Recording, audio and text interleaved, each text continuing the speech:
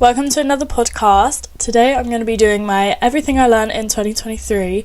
I don't want to make this too long, but I have so much to get through, so this might be a bit fast-paced. I kind of want to talk about in order, but without getting into too much detail of like everything I've learned this year and what I'm going to take into 2024 with me. So hopefully there's something amongst here that you guys can relate to or just think about.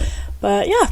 So I have like a notes page of like everything roughly that I think I've been through in like order, and I'm kind of nervous to talk about some things, so I'm going to try not to get too deep but just focus on what I learned.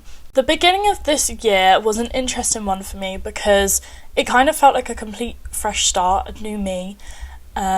I was doing a lot of walking, I was doing a lot of kind of cooking, I was really getting into the gym, and I was really like spending a lot of time being alone. I also went to Lanzarote. The weather was so bad, so I normally struggle in cold weather, so I booked that with my friend and we went. Very spontaneous trip. I was feeling very just like spontaneous, and that holiday was a kind of like a reset for me because when I booked it, it was a bit of a rush and just a panic.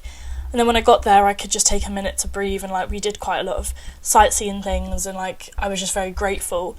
And I was like, this kind of embarks like a new thing for me, because I was also going through a bit of a breakup at the time, and this was something I could do without them, and realise that there is so much more to the world, and so much more to my life that I'm about to go through. So for me, this was kind of like a new chapter opening, like right in front of my eyes. So I was very grateful for that month, and just a lot of new things were happening, like turning over the leaf, I guess, was good for me in January to like February. I was in a weird stage of a breakup as well, where I was still in contact a little bit and it wasn't quite finalised, and it was very, very confusing for me, but it gave me some time to kind of be isolated and to really like evaluate my relationship and like how I felt about everything that was going on. And these were the months where I'd spent a lot of time alone and isolated. The more time I spent alone, the more time I realised that I was going to be okay, and my attachment was kind of just wearing off. And that's where I started to have a therapist and really work on like what attachment issues were. And I realised that my attachment was wearing off, and I was able to kind of move on. This is where I really like, my therapist had like really opened my eyes to like, I had a lot of problems with attachment issues, not just with boys, but like with friends and like family and new things and new teachers or even like bosses. Like I really seeked approval of anyone around me, and like I'd get attached to the people. I wouldn't want to let them down, and the fear of them leaving would really shake me. So this month was the month that I learned that people are going to come and go, and I have to be okay with letting people come in and letting them leave if they need to. I can't hold on to people so tightly and so close and expect them to never leave, because everyone comes in for a moment of your life to serve a purpose, and then they're not always necessarily going to stay. And I found peace with that eventually, but this was the months that I was really trying to learn what my attachment issues were and how to be at peace with them. I think as well this month was it was like the calm after the storm. I felt very at peace, and I felt like I had been previously almost the worst parts of me had been shown to myself. It was like the worst had been brought out in me, and that month was kind of a weight off my shoulder to just be isolated for a bit and to just breathe and be like, I feel a lot more peaceful and happier now than when I'm up in the air trying to solve this issue. Do you know what I mean? So for me, that taught me that I never want to have that side of me shown again. I don't want anyone, I'm never going to surround myself with people that are able to bring that side of me out again, because I don't like it. So now like I made a promise to myself that I'm aware everyone has like a bad side or bad traits to them, but just make sure you're not surrounding yourself with people that engage those, trigger those, like bring them out on purpose. You want to be with people where it's inevitable that you're going to show your bad traits or bad sides, or you snap one day, but don't surround yourself with people that are engaging those all the time. That was like a month where I realised that, one, I quite like being isolated and alone, makes me feel a bit more peaceful, but also like let's make sure that that bad side, those bad feelings, like don't come out again. Let me just surround myself with the right people. I was doing really well, and everything was, smooth sailing, very peaceful. Then March hit. Now, March was a very horrible month this year for me. A lot of bad things had happened. The major thing that happened is my dog died. My childhood dog, he was only like 8 or 9. And for me, losing a dog, if anyone knows, is obviously horrific, especially if it's been in your family a long time. But the thing that hit me the most is it was such a shock. My dog literally was fine. He was supposed to live till like 10 or something. And we just took him for a normal checkup. And they were like, he has cancer. He'll be dead in about 2 weeks. Do you want us to put him down now? And it was like such like a what the fuck moment. And that was really hard for me to comprehend because we brought him home. And he's running around like normal, like he's a healthy puppy. I almost thought that they'd got the wrong dog. So that shock probably hit me more than the actual grief, because it was just, and it was so quick as well, because then the next 2 weeks he was okay. I was almost in denial. And then the last week he did go downhill, and it was actually more horrible to watch him in that state than to know that he'd passed on. And it was just a very conflicting moment. And for me, losing a dog, like, I know some people are like, how can you compare it to a human? With a dog, for me, is they're so innocent, because they have no concept of really like that. We're not like humans where we can be evil, malicious, we can think things through. They're so almost like dumb and airy fairy that when a dog dies, or the same as a child, like, because they're so innocent, it's so upsetting. And like, he was so confused in the last few days, and that's what upset me the most, was he was just so confused. And like and then at the same time that this had happened, I'd also found out some news, or like some changes in this like confusing breakup that was happening, that pretty much told me that relationship was completely over, and I completely shut the book, because just a lot of disrespect happened in that month. And I speak about in the past grieving someone that's still alive, because for me, like, that month showed me a person that I never knew. Like, it was like a new person, and the actions that had happened is just something I never would have expected from that person. So for me, it was like I've lost them as a person. So for me, that was a no-brainer of just like, that is done. But it happened simultaneously with my dog dying, so it was a lot of loss at once, especially because I'd been in a relationship for so long. So it was kind of two people that had been there for a long period of time. Now I'm in a life where both those people are not there, in different ways. So it was a very confusing time of grieving almost. One has actually passed on, one hadn't passed on but was no longer there, or the person I'd remembered. With the breakup, I did kind of feel a bit of a relief, just because it was such a long, drawn out, confusing time period. And I think I knew deep down that was the right decision, really, that it needed to end, and it was not right for me or them. So, I did feel a big sense of relief, and I didn't really feel any type of way about it. I think because it happened at the same time as my dog dying, there was just a lot going on that my brain had kind of just turned its emotions off. It was a very weird feeling of, and I don't know if anyone's ever had this, of like, if two or three big things have happened in your life. Like, I used to be quite an emotional person. I cry a lot, and after that I have never been the same emotional person I was, vulnerable person I was. I'm not cold-hearted. I will never let anything or person make me cold-hearted, but yeah, I'm a lot more in control of my emotions. And if I'm being honest, that month I just kind of did not even cry, because I think I was just in shock. I was in shock over the dog. I was in shock over the actions that had happened with this breakup. I was just in a shock and just couldn't believe a lot of things that were happening in that month, to the point where I almost found it funny. I was almost like laughing and being like, this is almost funny, like, what next type thing. So yeah, it wasn't a great month for me, and I went out quite a lot, went to quite a lot of raves, and I don't think I had processed anything, and it never really hit me, and still like I just kind of got on with life, and life just got better. So I can't really give any advice with that. I just think almost like, if you've ever seen Vampire Diaries, where they can like turn their humanity off, I just kind of did for a bit, and then one day I was okay. So I don't know, I think time heals, and grieving is hard, and especially if there actually has been a death, it's a change of routine, a change of thing, and I think that month taught me the most about how nothing is in my control, how no matter how I visualize my life and like have this perfect jigsaw of like my dog, a relationship, a job, this group of friends, this if I think that's the perfect picture, at any moment that could shuffle and I could lose pieces, and it's not in my control. It's literally down to God, the universe, whatever you believe in. Like, it's not in my control. And that month really taught me to just let go and just look after me, myself, and everything else will make sense in the end. And for me, I think that month taught me that I needed to be truly alone. And as harsh as it is, like, did you have to take my dog? I do believe that. I do think, like, the people that were closest to me at the time were the two people that I lost. And it was a harsh way, but a big way of telling me I need to be okay being truly alone and not relying on anyone, even a dog. Do you know what I mean? So it was harsh, but it really did teach me. So... And it also, I was proud of myself for setting boundaries and being like, I know what is right and what is wrong and what I want my life to look like, and it is not that. So I could then move on into April, and that's where life got 10 times better.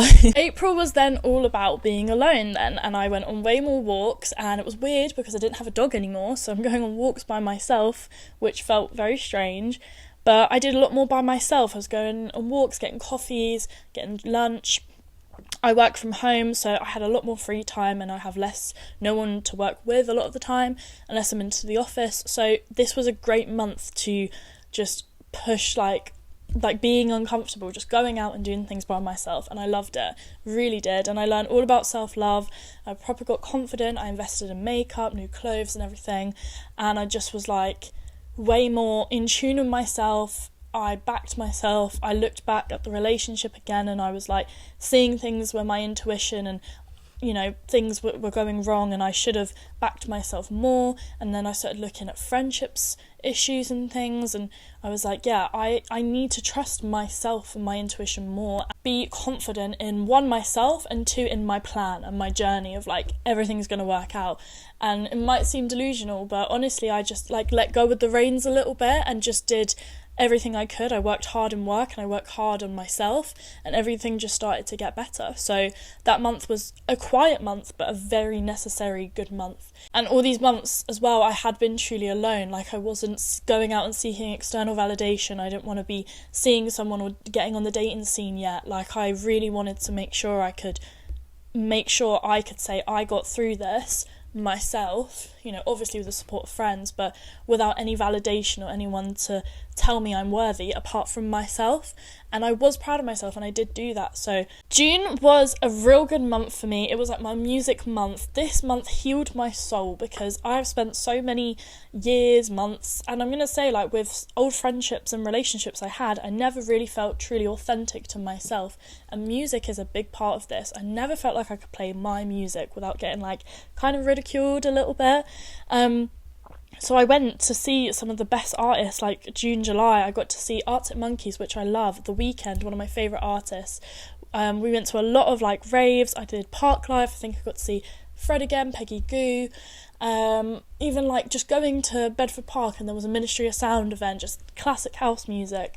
Was just such like a healing experience, and to go with the right friends and the right people and to have so much fun just really healed my soul. And I realised how big of a part in my life music has to play, and that just opened up a whole new thing where I could go to like more raves, events. I really found what I enjoyed, and I was doing it because I enjoyed it and I liked the music, not to impress or do something just because someone else wants to. And that's where I really felt connected with myself, and I was proud of myself for not stringing along with something else that wasn't really me. And this month I also met quite a lot of new friends. So this was like 5-6 months into the year, and I met new people, and this is where I really felt like I was in my 20s, you know what I mean? And, you know, you go to school, you grow up with the same amount of people. I work from home a lot of the time, or have a small company, so it's hard to meet and network with new people. So to kind of be introduced to a new group, and then they introduce you to it's a whole new wave of networking again. And I just was really grateful because these people were real people. I had good fun, and they inspire me, and creatively they inspire me and everything. And I was just happy to actually meet a group of mixed genders as well, and just be like, okay, there is different personalities out there. And I think the one thing for me that really helped me with was to show me what is out there, not on a romantic level, but just to show me that there is other people out there that might click with you better or are more similar to you than the people you went to school with. And it just gave me hope. Do you know what I mean? That I'm gonna surround myself and meet people that align with me 10 times better. It is out there. July was also a very good month for healing family bonds and everything, and I won't get too much into it, but I do think every family has their ups and downs, and we went to Portugal and everything, and I just think it was a great bonding moment. As I'm getting older, I'm becoming more friendly with my parents. You can talk to them more casually and everything. My brother's getting older and we're becoming even more similar, and it's just very nice that was quite healing for like my inner child and everything. And you'll see how it goes, and you have to take it step by step with, you know, depending on your family situations. But yeah, kind of, you know, spending some time to just sit down and maybe speak to your family rather than constantly going out to see your friends. Like, sometimes it's healing. I know it's different for everyone. It depends what mood your family is in. But I ended up, you know, getting a bit closer and opening up to them a bit more and telling them more, letting them into my life a bit more, and it has brought us closer. So that was a great month and great progress for me too. Okay, and then August hit, and August was a very up-down month, I'd say, because it's like coming towards the end of summer, so you still got a lot of fun plans and everything, but also, for me, this is where I kind of struggled with the highs and the lows and the ups and downs, because I'd had so many great plans in summer, and then it was starting to come to a halt. And I was like feeling really like low and like, when's the next thing? So this is where I had to really re-ground myself and remember that being alone is good. A quiet, simple life is good. You don't always have to be on go mode and trying to do all these crazy fancy plans. It's nice to just kind of take yourself out for a minute. But it is hard when you've had so many things that have given you such high dopamine, and then you come home and it feels like a low. It's just not as crazy and high as the plans you had in summer. So trying to like balance out like what is a high, what is a low, and what's just like a middle peaceful ground is something I struggled with in August, and I had to learn to separate. And I still struggle with it. You know, if you've had crazy weekends and then you come home, you're like, this is shit. But really, you have to find the beauty in life. Like, you have to every day go out and find one thing that you're grateful for, one thing that's cool. And even if that's just a coffee, or go on a walk, or you go see one friend, or you do one little project or hobby inside your house or something, whatever it is, just always find one thing to be happy for that day, and it will like slowly reground you and be like, you don't need to spend loads of money and go out to have a good time.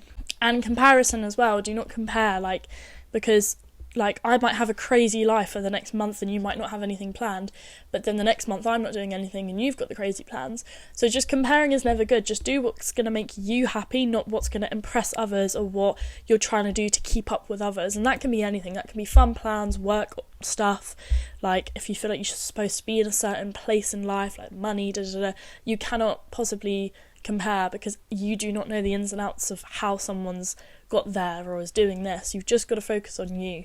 So that's a big thing, especially I feel like in summer we do get all caught up in each other's lives a bit. I think here as well, like I also learn a lot about what people I aligned with and what I didn't, or what is people I do align with, just there's people I align better with. Do you know what I mean? Trying to like who's good in doses, who's good all the time, who's not good for you. Like there's all these different things and as you get older, the more you realise that, like, you know, there's certain people that you might just not align with anymore, and that's okay. Something I struggled with here is I had people when I was getting frustrated that they weren't acting the same way I would in a situation, or not putting as much effort or energy in as I would.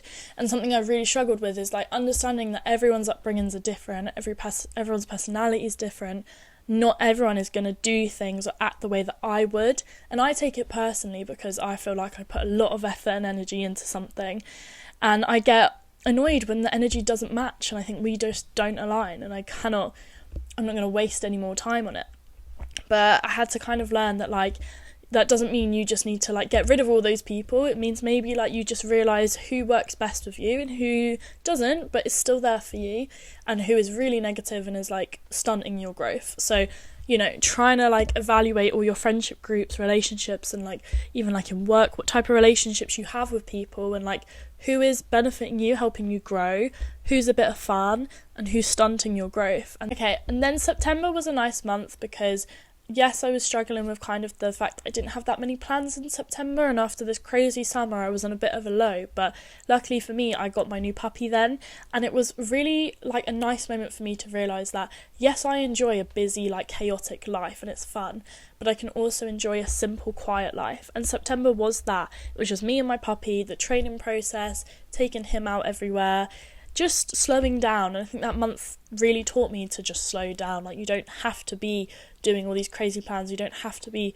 on top of all of this, or like setting crazy goals of work, amazing media and podcast, this. Like, I was just getting really overwhelmed, like I wasn't doing enough. And I think it's important to ground yourself and slow down some months and just cut yourself some slack, because you're gonna burn yourself out a bit. So that was a very nice quiet month where I didn't need to go out a lot, but I was just happy with this little puppy. I wasn't getting much work done or anything because of the puppy, but it was nice to just spend quality time with someone, you know, or something.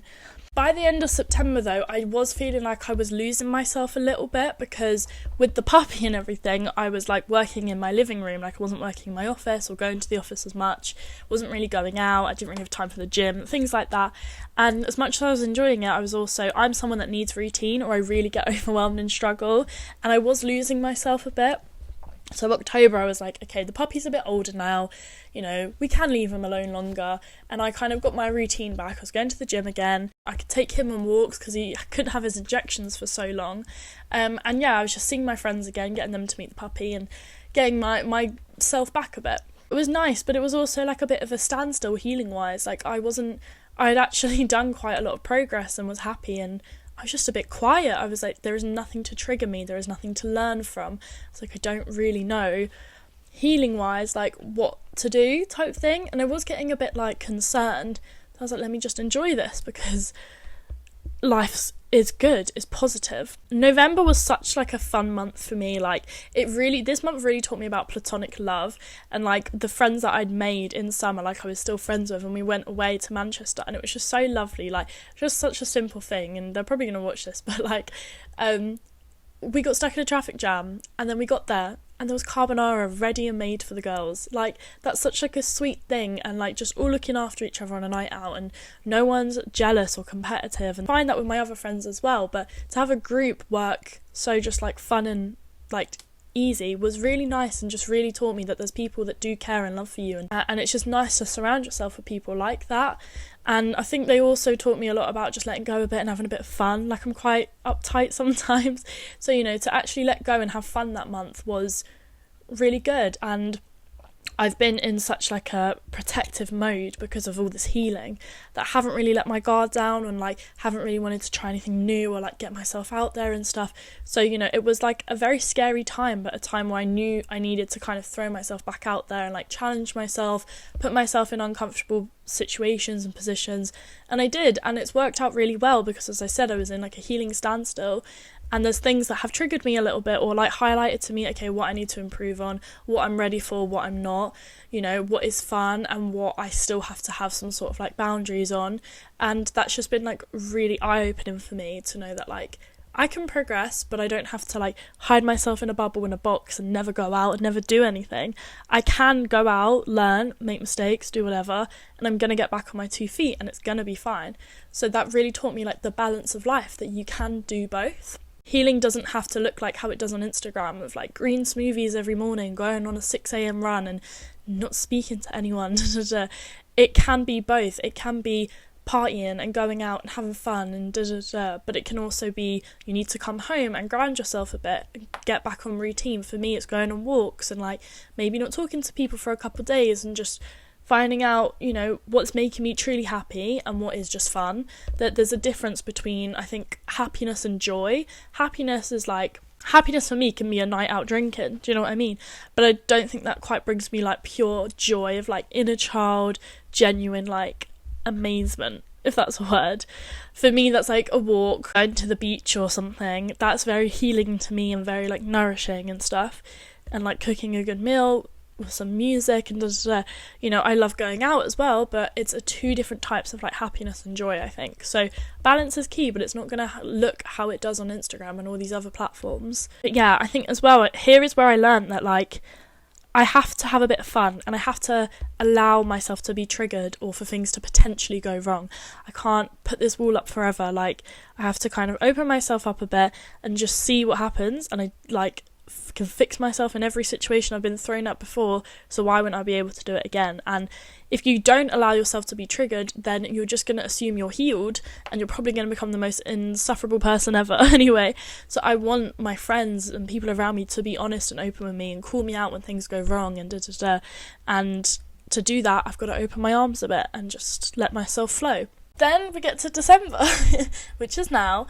It was my 21st birthday, and I've got to say I spoke about it in my last podcast, but this was definitely one of my favourite birthdays. I felt so blessed and just surrounded by so much love. It was nice, and I was finding myself not really stressing about like what it might look like to other people, but rather like, am I actually enjoying myself type thing.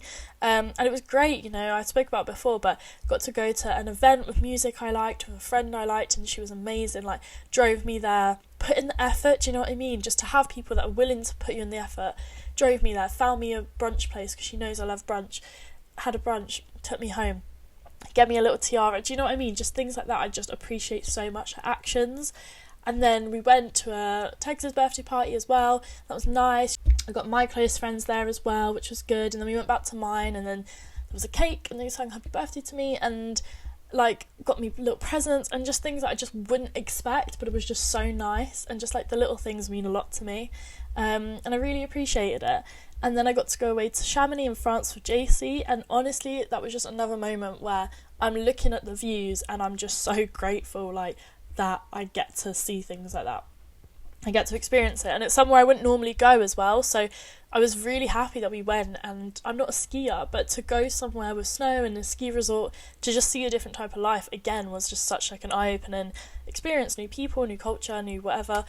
And I was like, oh, I just love travelling, like it just really opens my brain, do you know what I mean? But for me that was a lot of love, and it really highlighted to me that like actions are a lot louder than words, and like that I do appreciate the people that put in the effort, do you know what I mean, and made it special for me, that my birthday especially. I don't know if any of that relates to you, but just letting go, I think, was the biggest thing this year, realising that everything that I'm holding on to so tightly, or everything I had planned and I had a goal and a visualising and a mindset, could change, and you've got to be okay with that.